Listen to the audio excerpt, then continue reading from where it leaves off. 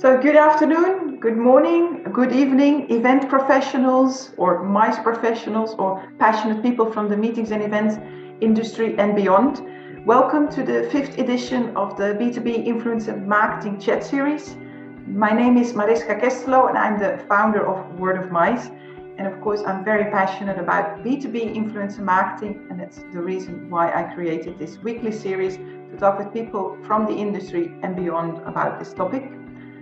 Before I will introduce you to our special host today, Horacio, I will give first the word to Jaro, my technical backup, my support, and my extra pair ears and eyes during this session. Jaro, welcome. Welcome. Hello, everyone. I'm in Poland, in Warsaw. Nice to meet you all and see you all. So many people from different continents. So just briefly, in a moment, we'll give our voice to Horacio from Argentina. And after that, we'll have a 25 minutes conversation about B2B influencer marketing in South America. You'll also have a chance to ask some questions to Horacio. So please, during our conversation, you can write them down. And at the end, we'll make some short summary. So thank you all for joining us. And over to you, Mariska. Okay, thank you, Jaro. Then I would like to introduce you to our special host from Argentina, Horacio. I'm very happy that he is able to join us this week to talk about his passion, about influencer marketing, and of course about events. It hasn't been an easy time this year, but let's keep it positive. So Horacio, welcome for being our host. Can you say something about how life, very shortly, how life has been in the past months and how this had an impact on your career and on your activities? Hi everyone, how are you? Hola to all of you in Latin America as well. I see a lot of familiar faces. So thank you, first and foremost, thank you Mariska and Jaro for this great opportunity. It's such a refreshing time now to talk about things that maybe 3 years ago we said we were, people thought that we were crazy because we were, in social media and share our experiences all over the world. And it's so refreshing now to have this topic and to talk about, especially in this event work and sector as well. Well, to be honest with you, in Latin America, it hasn't been very different because of the pandemic. I don't know if you guys were aware, but we had the longest lockdown on Earth.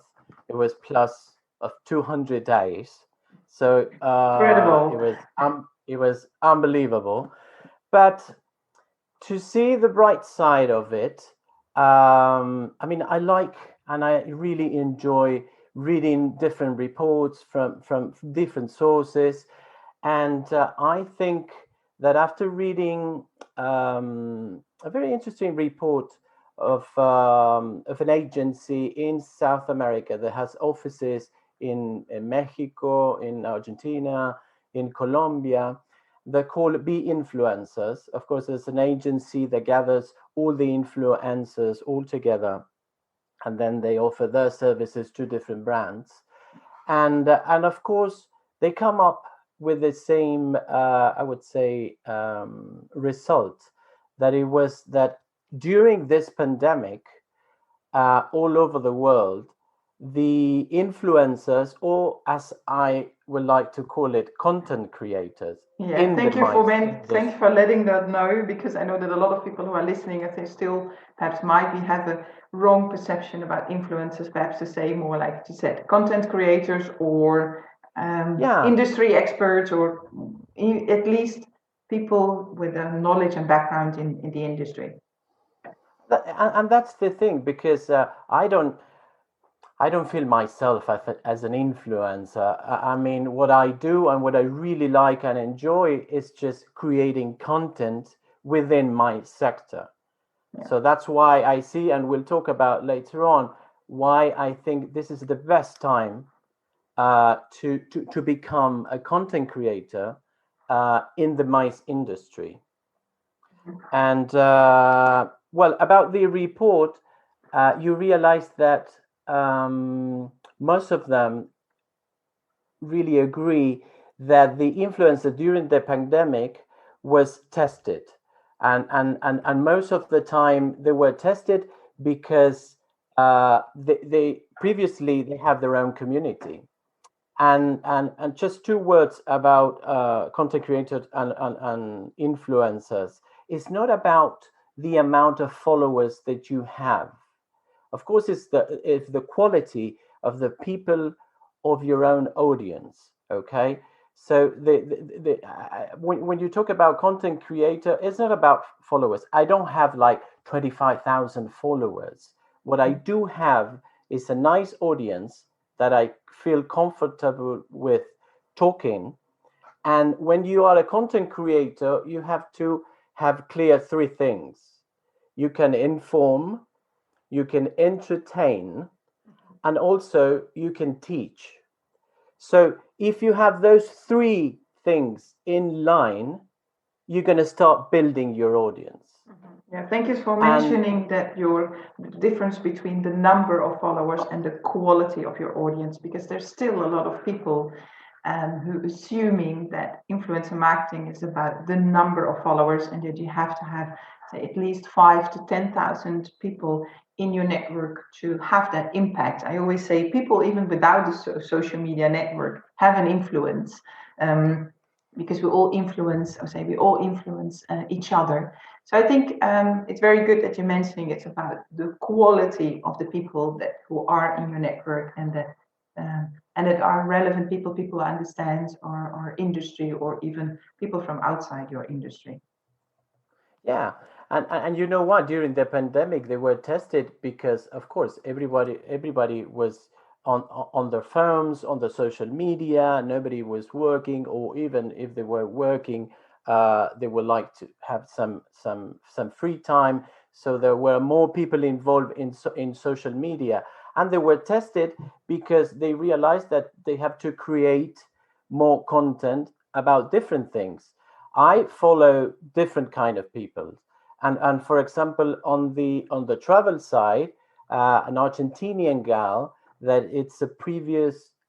She had a blog with a certain amount of people, but the good thing is she also, I don't know, I think it was like quadruple her followers because during the lockdown and because of her expertise in the airline industry, she helped so many people to reach out to different airlines and to different I think embassy.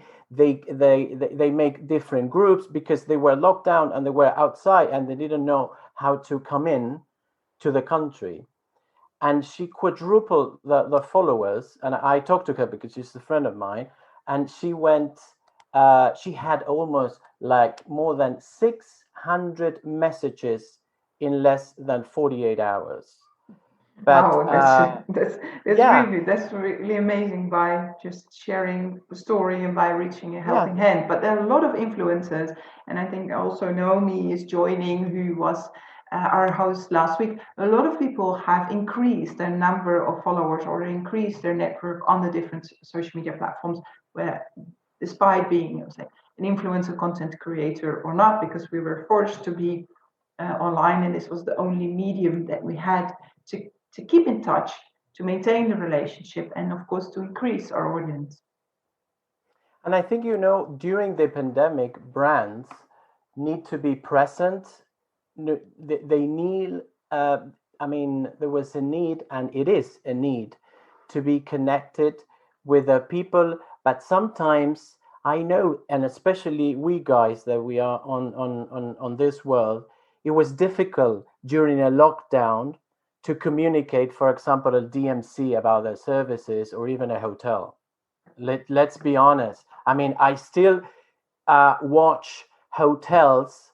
Um, I wouldn't say selling, but showing different kinds of discounts about the, I mean, the hotel rates and everything. And there's still a lot of a country who, I mean, who are close or down, Yeah. and I don't blame them. The key factor here, and we'll talk about later on, is to start learning. So learning is a soft skill that we really need to start embracing from now on. It's not something that Horacio says. I mean, recently I read it on the World Economic Forum that they'd say by 2025, 4 years from now, more than 45% of the people around the world will have to unlearn and relearn different skills. And it's a fact. So whether we embrace it or we're going to be out of business. So that's the thing. But tell me a little bit about the story that because you also pivoted your business and you work normally for ConferenceDirect, which also your business. I'm not saying completely. Well, it's not shut down, but of course there was no business due to the event. Can you share the story how hotels started to reach out to you by the new initiatives that you have taken by implementing your digital marketing and skills and working as a content creator? Yeah, sure.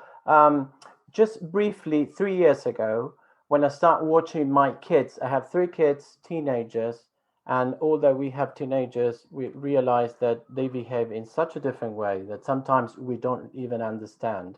So I start watching them and how they were consuming content in different platforms. So I didn't know anything about YouTube or Instagram and how the algorithm work and that kind of things. So I literally took like a course of 6 months about digital marketing, and then that gives me a broad information about everything, about metrics, analytics, data, different kind of strategy and everything. So in those 3 years, I I started creating my YouTube channel, my Instagram account, my Twitter account, and then I decided different strategy on each one of the platforms. And for example, as Marisa was sharing during the pandemic, I said to myself, and I said, well, I wanted to have a podcast, but you know what? I wanted to have it. I know I would like to know more about live streaming. So I decided to take a couple of course, and actually I'm being coached by amazing team in the US that it's called Live Streaming Pros. They have an accelerator program for content creators that you pay like I don't know, like $35, and they coach you on a weekly basis on different kind of topics. And really that helped me a lot. So I was testing about having a weekly show in interviews. I also study travel journalism. So the interviews are one of the things that I really like. I mean, I like writing about destinations, but the interview sites and the talking, and like in Latin America, we like talking, we like hand moving and that kind of thing. So and not the boring webinars that we're all been fed up with, I think, after many and where we have seen many wrong examples. Therefore, I also do now the weekly interview chats because it's much more interactive. People can ask questions than just streaming from one side. So yeah, it's interesting that you're saying I wanted to do something different than just creating a webinar. And just context. So I started learning about live streaming, cameras, and that kind of thing. If you see, for example, I know the camera that I'm using now is a completely different one. I mean, it's just my shooting camera. The thing is, I learned how to put it and have this clear image. Of course, it had a very good lens, but that's another story. But I learned those kind of things in order to have a better look, a more professional one, and a completed one. So I started making like a weekly interview show with different colleagues and with different topics as well. And my surprise 2 months ago was that 2 different hotel chains from Latin America, one from Mexico, one from Colombia, reach out to me and say, you know what, Horacio, I really like what you do on your Instagram, because on your Instagram, in your account, you're more like informal. You show yourself. I always show myself as I am. So I try to be very, very transparent. Not, I mean, the same Horacio that you see here is the same Horacio that's in real life. And all of my friends can say the same thing. I have a couple of friends right there. And the thing is that they reach out to me and say, look, we would like to create some content with you about, I don't know, any topic. One of them, for example, a DMO, for a beautiful island in the Caribbean, reach out to me and say, well, I know that you as a hobby are a yoga instructor, so we would like to kind of do some meditation, that kind of things.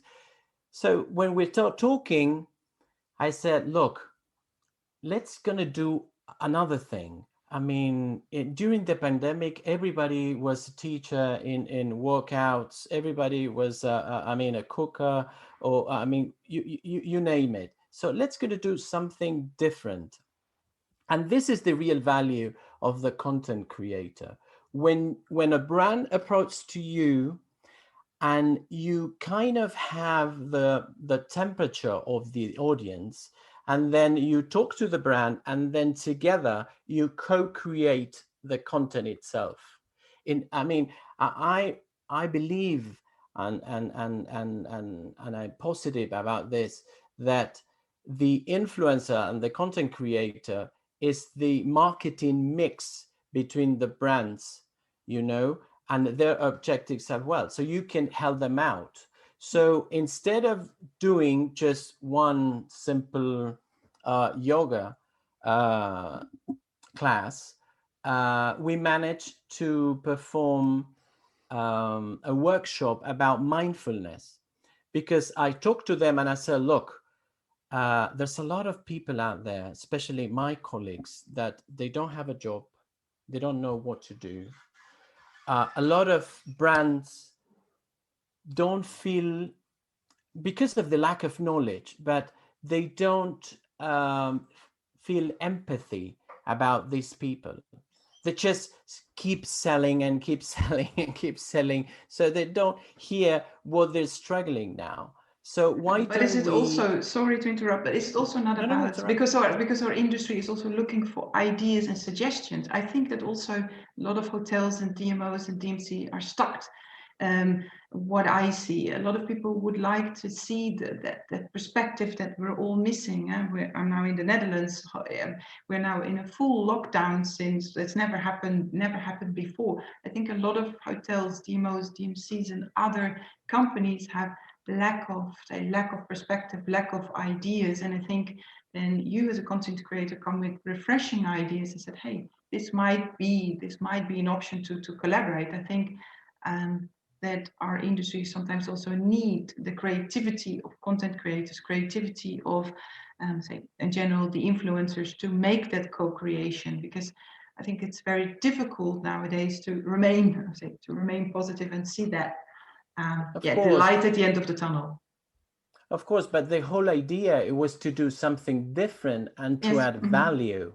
Yes. And the same thing was with the hotel chain. The hotel chain wanted to do, I think at the very beginning, they wanted to talk about some topic in particularly that I think they wanted to talk about, I mean, social media on some of the platforms. So we end up doing a completely different thing, that it was a workshop about creativity. I don't know if you guys know, but in 2019, LinkedIn came out with the 5 soft skills that really were demanded by C-level and high top people. And one of them was creativity. So it's creativity, collaboration, adaptability, time management as well. And all of them are soft skill. They are soft skill because they can't be automated by any algorithm. So at least I would suggest just pick one for 2021 and learn something about it. I love creativity and I love the journey of the creativity. So with this particular hotel chain, we end up co-creating with of course a huge influencer about creativity. I'm not doing that. I'm doing just the part and giving information about the mice industry in Latin America, and then we created the content around it. But it ended up a completely different outcome, and that's the really good thing. And I was really surprised because when they reach out to me because they I don't know, they were following me in Instagram, and also they watch my interview, and my interview was about I think it was about hybrid events, and I was talking about that with the hotel. So that's why I will encourage all of you guys to start learning new skills, but also this is the best time, the best time to become a content creator. Everybody study with 0 follower. So your job will be creating in the long run your audience. So that's the Yeah, well, I think it's a lot about, we talked about a lot about education, because I think digital marketing in general, if it's about or influencer marketing on a B2B level, is not really known in our industry. And I think nowadays we have so many opportunities, we have so many channels. We have LinkedIn Live, LinkedIn Stories, Instagram Stories, we have Reels, we even have TikTok, where we had a very passionate conversation about it last week. We have so many options to maintain that relationship, to remain in touch with our audience, and even to reach out to new audiences. So I think there's so many possibilities nowadays. So can you say something in general, because I've never been to South America, it's still on my bucket list, but can you say something how influencer marketing, how is that playing a role in general in South America? Do you think it will grow? How do no, you see that evolving? it is growing, and it's a fact. Maybe from my point of view, I mean, influencer marketing, of course, is booming in Latin America. I would say in Brazil, it's unbelievable, in Mexico, in Colombia, even here in Argentina. But the more related to in marketing, what it's called CPG, that it's customer packaged goods. It's more related to companies or brands that they have, for example, the product, it's like beauty products, food, beverages, that kind of things. And in order to promote or to co-create content around those goods, they're looking for more content creators of lifestyles. So that's why I think there's a huge opportunity for us, not only in Latin America, all over the world, within the MICE sector. Because literally, I don't have to teach you anything, guys, but just follow a couple of your hotels, just near your hometown, or even your country, or your region, and see how they communicate the product. We've seen, I mean, it's the lack of knowledge. They're still posting a nice picture of the hotel, or a meeting room pre-COVID in the old setting, and not in a new setting. And the thing is, they haven't figured it out that in order to be online, you need to have a strategy. And the strategy is also linked with consistency as well. So it's a lack of knowledge. So just go for it and learn different skills and how to do it. Of course, here in Latin America is huge in those kinds of things. You mean more in the B2C, yeah, level? Yes, in the more B2C. Yes, absolutely.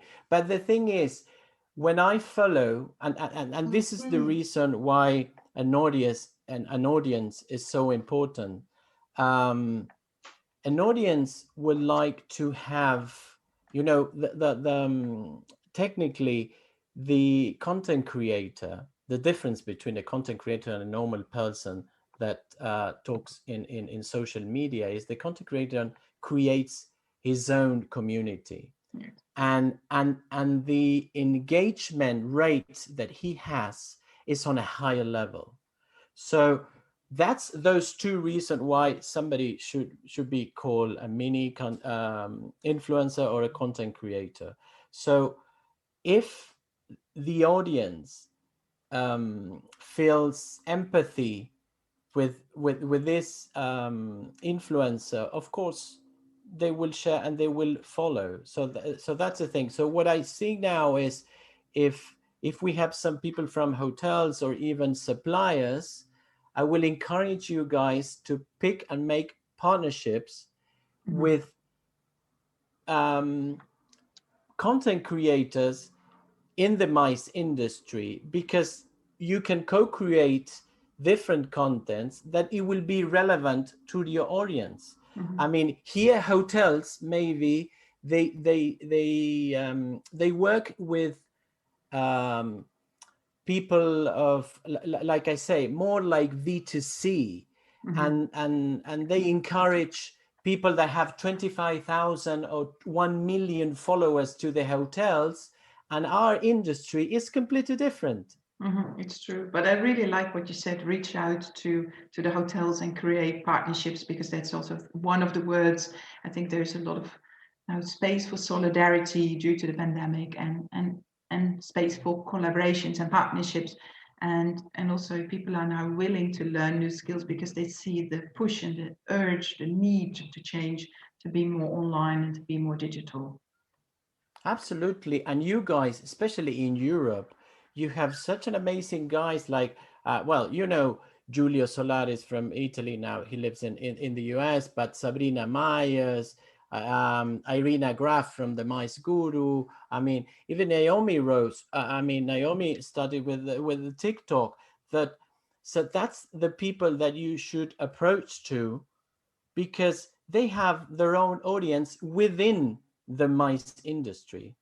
Yes. So that's the key thing, I would say. Yeah, and can you give some? So we already spoke about it, but because I see a huge potential for people who are already active on the different social media channels, because can you just give some practical tips? Because you've seen now yourself as an influencer from South America, but how to become an influencer?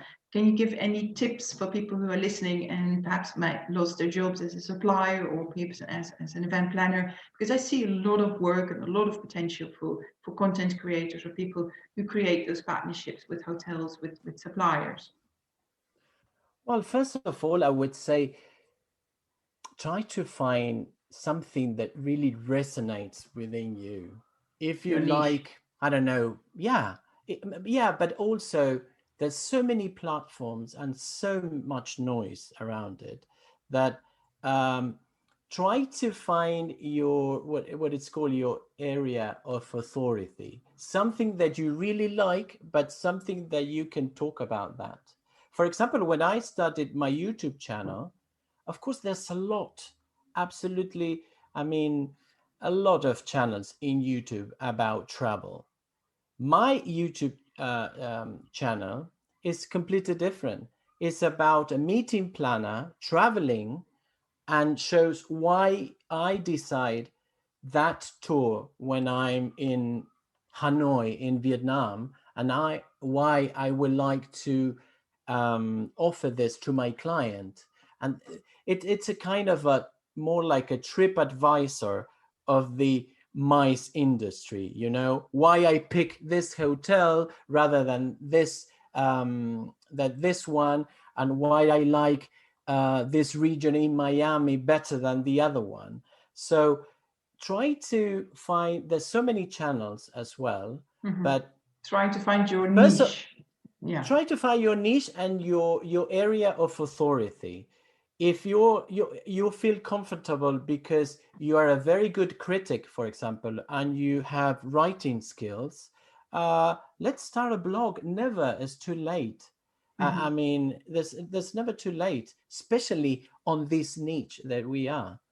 And I would say just analyze each one of the platforms and just go for it. Maybe you feel comfortable in a camera, maybe you feel comfortable writing a note, maybe you feel comfortable just posting on Instagram.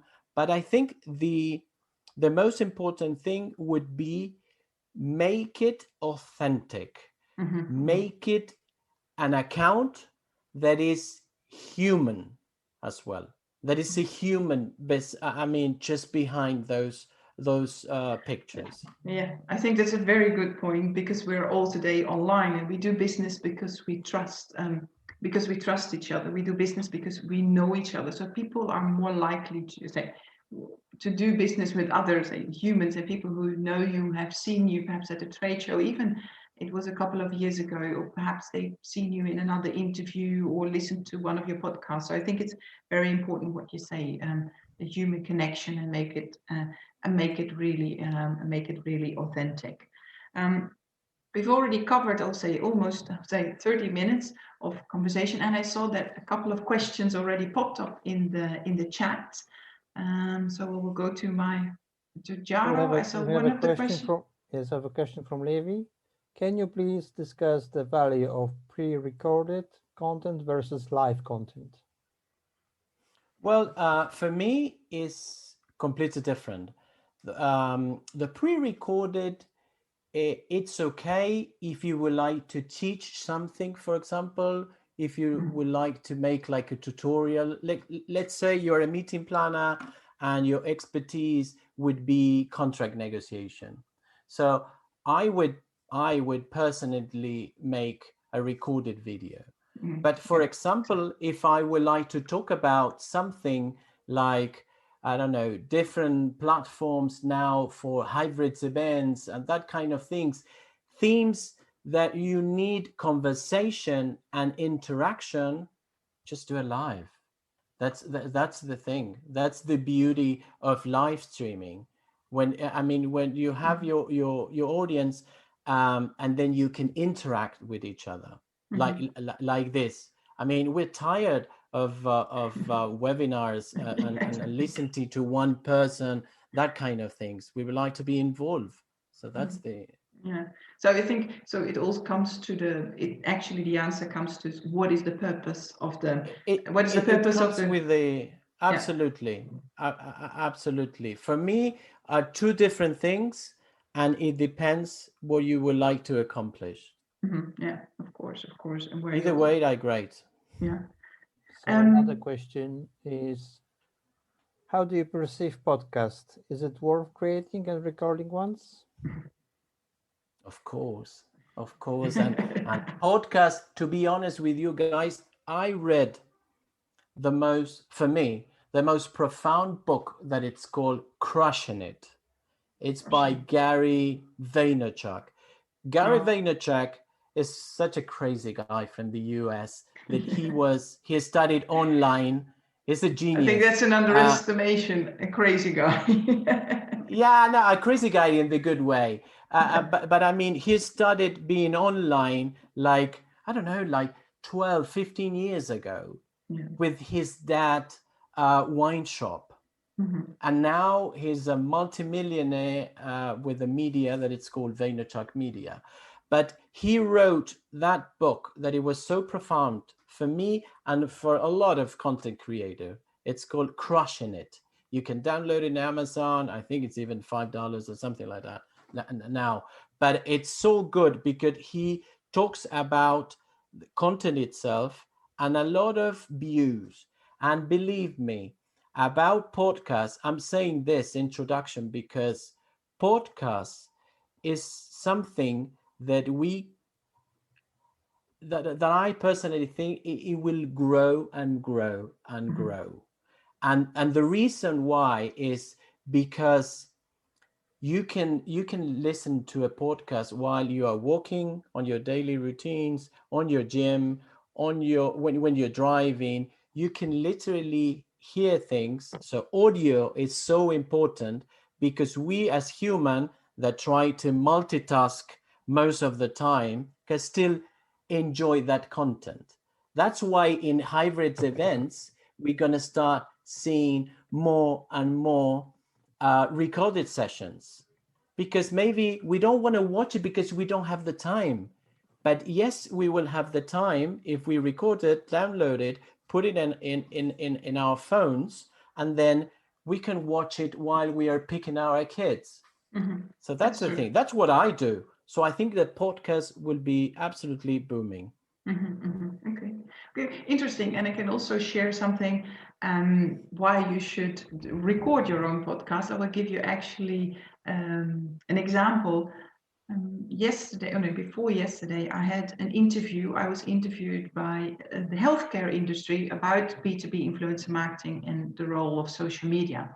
And the reason this is not my industry, but the person was looking for a speaker at his event, and he bumped into my podcast, listened to it, checked my profile on LinkedIn, and then reached out to me and confirmed me as a speaker. So it is really worthwhile to have your own podcast, because it is also a lead, which I never thought of actually.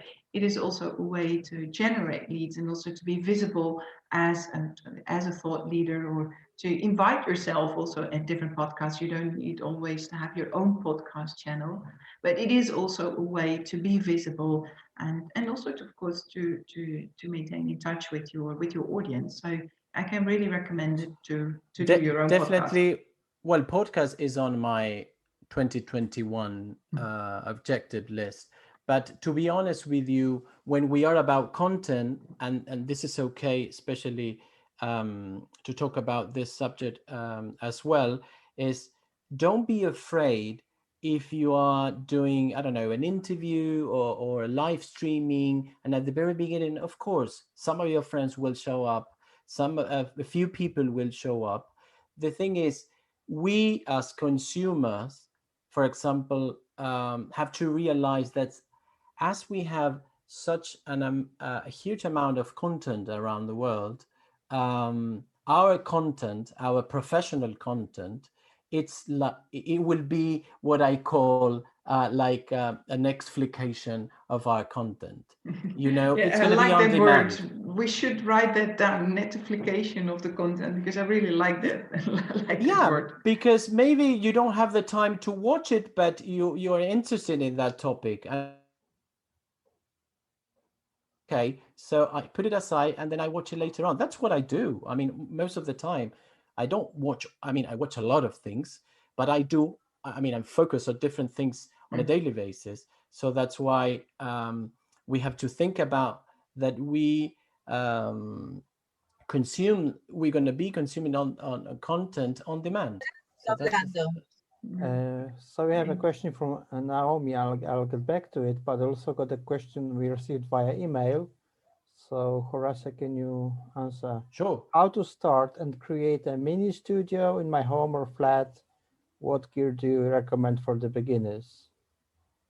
Because we can see you have a special background behind, blurry background. It looks special lights, so it's totally different than our. Well, I think, I mean, just to start, of course, I would say at least 1 square foot with your, but just find a place, if it can be a quiet place in your house, and try it to make it around things that you really like. For example, you see, well, I love maps.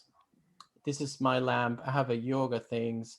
I like tea as well. So I mean that kind of thing. So make your own scenario. But on the tech side, Jaro, I will share with you what a couple of things that the guys from Live Streaming Pro share with me, because they're really good, especially with the lighting and everything. But to be honest with you, this is not the case. If you would like to start making content and you have a good idea, just start recording it as we all started with our phones. We have incredible phones nowadays, and we can do whatever we want with it.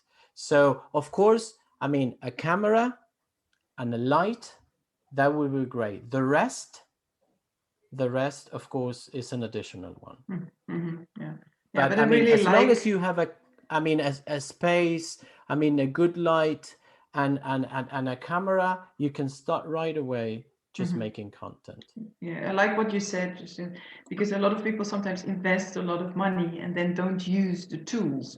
So I think it's good to just start and first of all, being consistent, because I think that's a lot of problem with a lot of podcasts and a lot of blog posts and a lot of websites to maintain it. It's the same if you go to the gym and you want to have that perfect body, but you need to go there, say, every day, every week at least, to build it up. So I think that's very important. And I think with a very low budget, you can already create a nice and very good the most important thing is don't pay attention about perfection.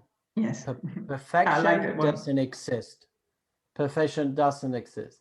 And this is from a Gemini guy that at the very beginning, I mean, was so perfect and so freaked out. No, the light should be like that. And then, no. The content, it was really, it's the king of your things. Yes, definitely. And I think we will go back now to the last question from Naomi and Jaro. Yes, how do you collect and analyze your data from social media, Horacio? And do you use this to leverage your reach as an influencer and attract brands to invest in you more? Well, to be honest with you, first of all, I follow a lot of interesting people, and What do you mean with interesting people? Do you mean that interesting? No.